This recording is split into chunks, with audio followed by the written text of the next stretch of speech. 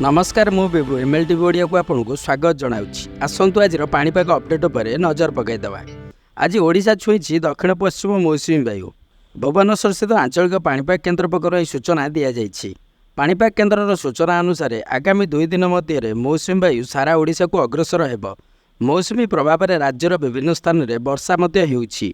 आगामी 24 घंटा भितर केतेक स्थान में प्रबल वर्षा होबार संभावना रही। 2 दिन भर मौसुमी वायु ओडिशा छुईब बोली पाणीपाग केन्द्र आकलन करता पूर्व मौसुमी ओडिशा छुई।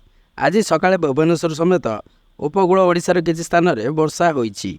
सेपरि दक्षिण ओडिशार विभिन्न जिले में हालुकारू मध्यम धरणर वर्षा होइतिबा सूचना देइछि पाणीपाग विभाग। तबे आसंतु नजर पकाइदबा वर्षा एवं घड़घड़ी केउ केउ जिला को सतर्क सूचना जारी करिछि पाणीपाग विभाग। ता पूर्व वीडियोटी को लाइक करंतु, चैनल को नुआ करी आसीथिले चैनल को सब्सक्राइब करी पाखरे थिबा नोटिफिकेशन बेल आइकन उपर क्लिक करंतु, जहाँद्वारा कि प्रतिटी अपडेट आपण प्रथमे पाइपरिबे।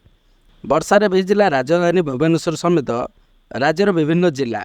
आसंता 24 घंटा मध्य अर्थात 23 तारिख शुक्रवार अपराह्न मध्य राज्यर पुरी, खोर्धा, गंजाम और गजपति प्रभृति 4टी जिले में प्रबल अति प्रबल वर्षा होगाकू थिबा बेले केन्दुझर, मयूरभंज, बालेश्वर, भद्रक, जाजपुर, ढेंकानाल, कटक, केन्द्रापड़ा, जगतसिंहपुर, नयागढ़, कंधमाल, कलाहांडी, रायगड़ा, नवरंगपुर, कोरापुट और मालकानगिरी प्रभृति 16टी जिलार केतेक स्थान में प्रबल वर्षा होबार संभावना रही बोली भारतीय पाणीपाग विभाग भुवनेश्वर स्थित आंचलिक पाणीपाग विज्ञान केन्द्र पक्षर एक सतर्क सूचना कहुଯାଇଛି। राजधानी भुवनेश्वर में गतकाली दिन 2:30 सुधा 90.4 मिलीमीटर वर्षा होइतिबा रेकर्ड होईछि। अन्यपक्षरे पुरी, खोर्धा, कटक जिलार किछि अंचल में वर्षा लगी रही बोली भारतीय पाणीपाग विभाग भुवनेश्वर स्थित आंचलिक पाणीपाग विज्ञान केन्द्र पक्षर कहुଯାଇଛି।